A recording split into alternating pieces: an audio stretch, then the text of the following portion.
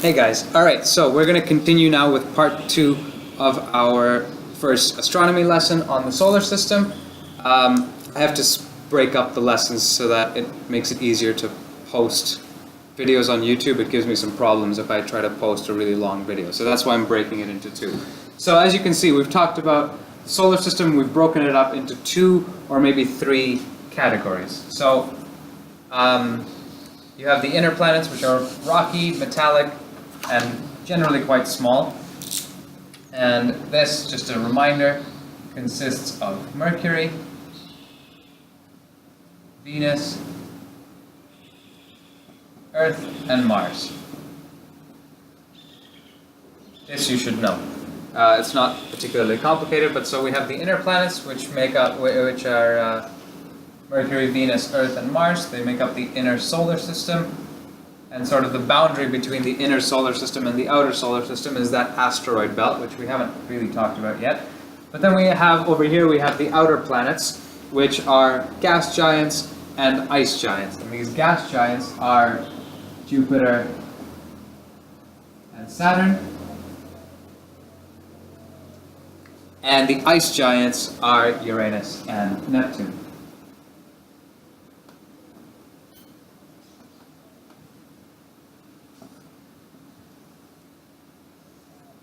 And so those are the 8 major planets in the solar system. So we've got Mercury, Venus, Earth, and Mars in the inner solar system.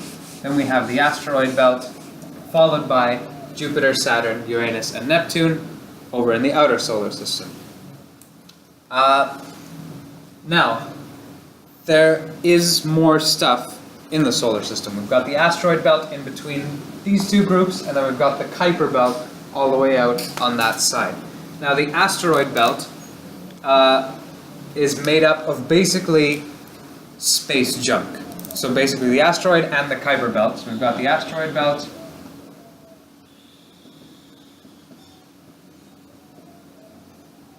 and the Kuiper belt.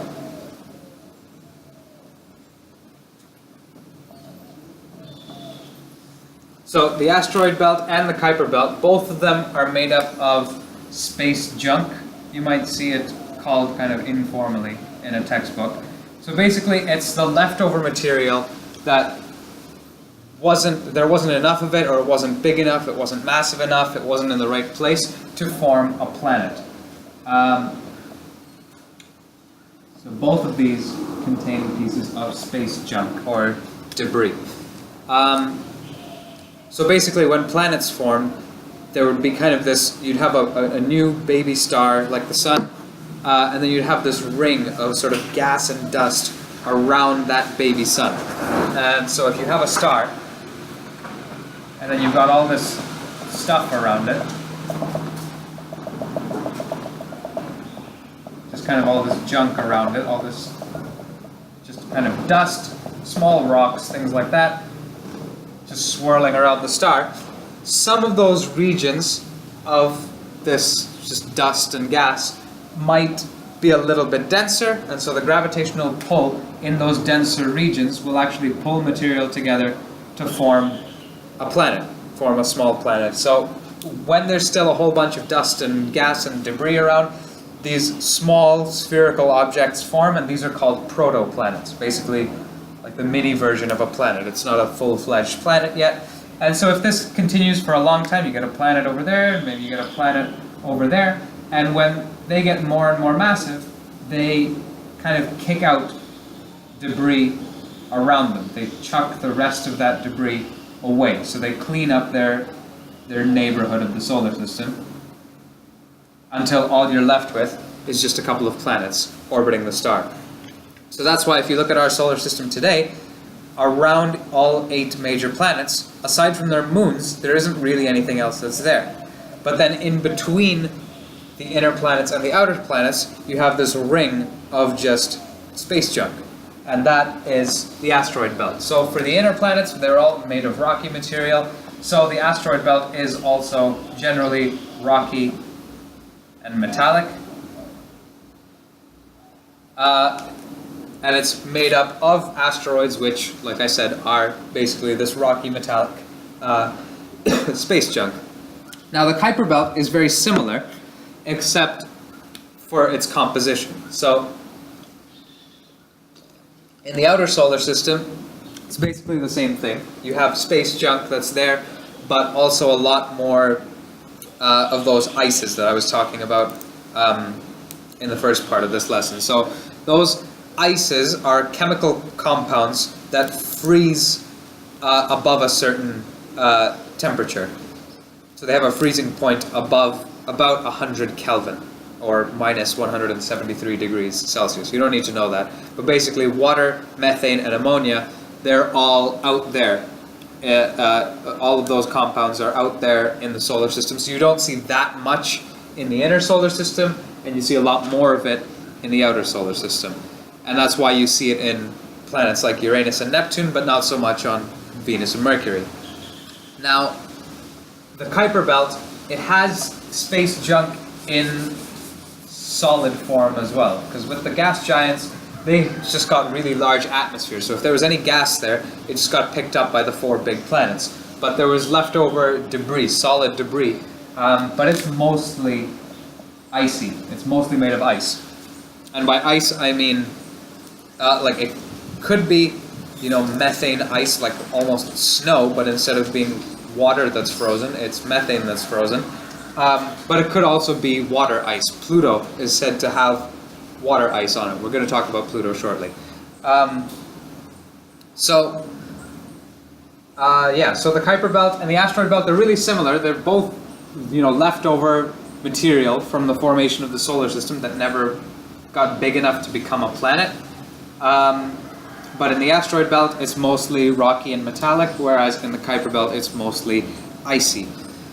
Now, we're left with one sort of chunk of the solar system, one section of the solar system that we haven't really talked about. We're not going to be talking about moons today because they sort of fall into planetary systems. So you have material that forms a planet, and then it can trap other stuff around it, or some leftover material ends up forming smaller objects, which are just moons. So we're not going to talk about moons too much today, but what we are going to talk about is the last major talking point for the solar system.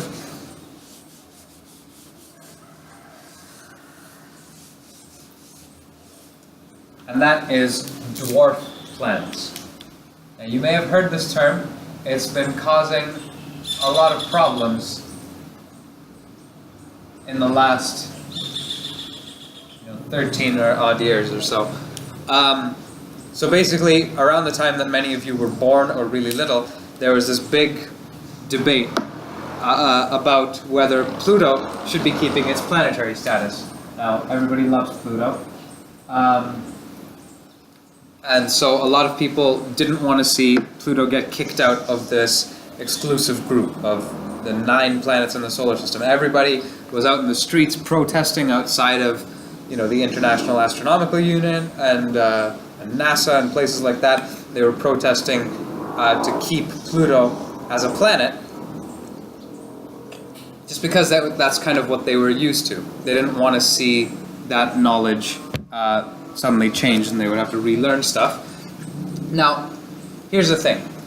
When they tried to reclassify Pluto, the first question they had to ask is, why is it not a planet? And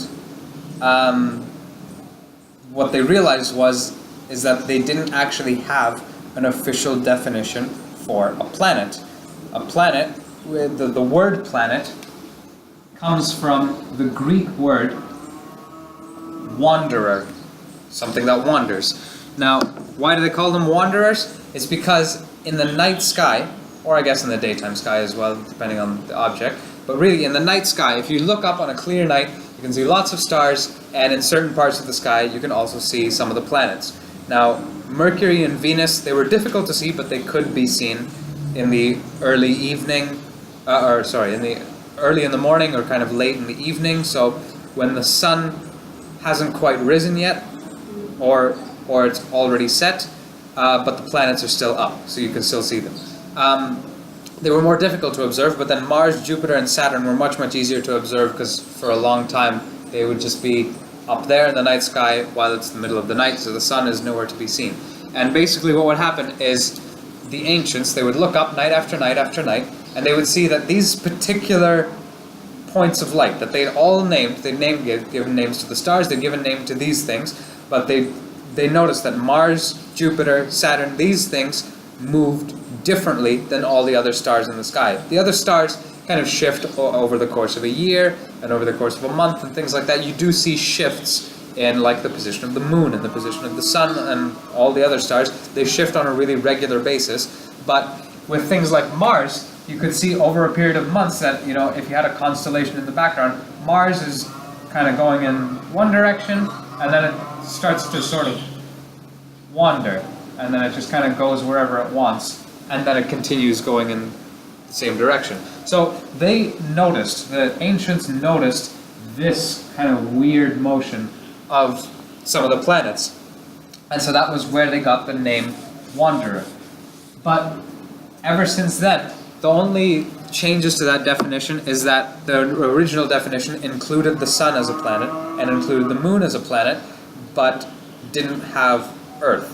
Now, following the discovery of Uranus and Neptune, they got added to the list of planets, but there were also other things that got added to the list of planets. Like, for example, things that most of you probably haven't heard of. One is called Ceres.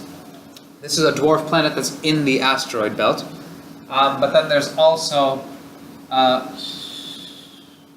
not going to list all of them, but the big boy on the block for the asteroid belt is Ceres, and the big boy on the block for the Kuiper belt is Pluto. There are a few other ones, but we're going to leave it at those two just for now. But basically, scientists were looking and they realized, I don't have a definition for what a planet is. So I don't know how I'm supposed to reclassify Pluto as something else when I don't even understand what it was classified as in the first place. So they came up with a definition for what a planet was. And what they decided was that a planet, so I'm going to talk about this more in a sec. So basically a planet, one, has to orbit the sun. Planets orbit the sun. Okay, Pluto matches that criterion, fine. It orbits the sun. They must have a strong enough gravitational pull to pull themselves into a sphere. So they must be spherical in nature, or really close to it. So they must be round. Asteroids generally are lacking the gravitational pull to actually make themselves spheres, so they end up being kind of potato-shaped. So planets must orbit the sun, great. Must be spherical, great. But then they came up with this third point. They came up with the definition of a planet when they were trying to figure out the whole Pluto thing. And they said that planets must clear their neighborhood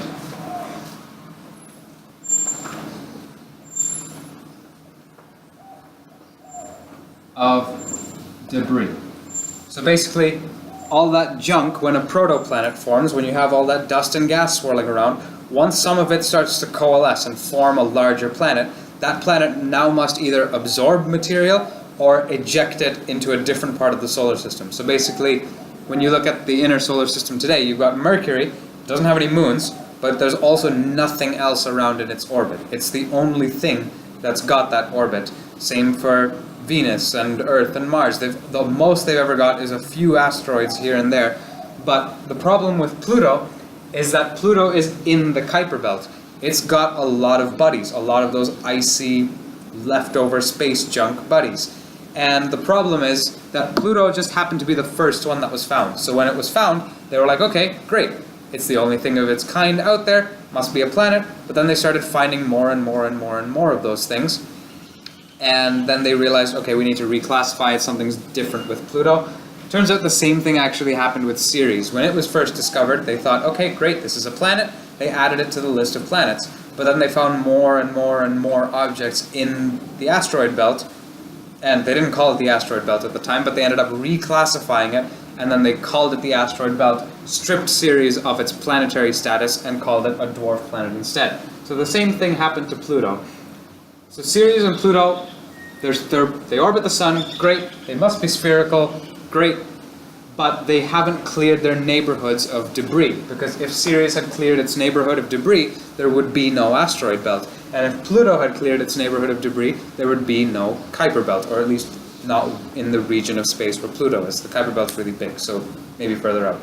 Now, the thing with this definition, I don't really agree with this definition of a planet. There are a couple of problems with it. For example, they specify that all planets must orbit the sun, not a star, specifically the sun.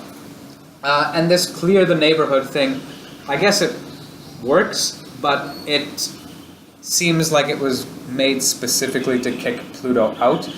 Now, I don't agree with the definition of a planet, but I do agree that Pluto's not a planet. It's really, really small, it's got a really weird orbit, and it does have a lot of buddies, so I understand that it's different from everything else. But if you call Pluto a planet, that's fine. But if you call Pluto a planet, then you should also call Ceres a planet, because the two are very, very similar in terms of their size, their shape, and the stuff around them. So if Pluto's not a planet, then Ceres isn't a planet either, which is where we stand today. But if you do want to call Pluto a planet, then Ceres must also be on that list. So that's kind of a really brief rundown of dwarf planets and of the solar system. If you guys have any questions, let me know, either down in the comments or send a message to your teacher, to Miss Fiona, to me, or something. But yeah, so that's it for the solar system, and in our next lesson we will start with something new, which is just going to be kind of going into a few more details on some of the planets.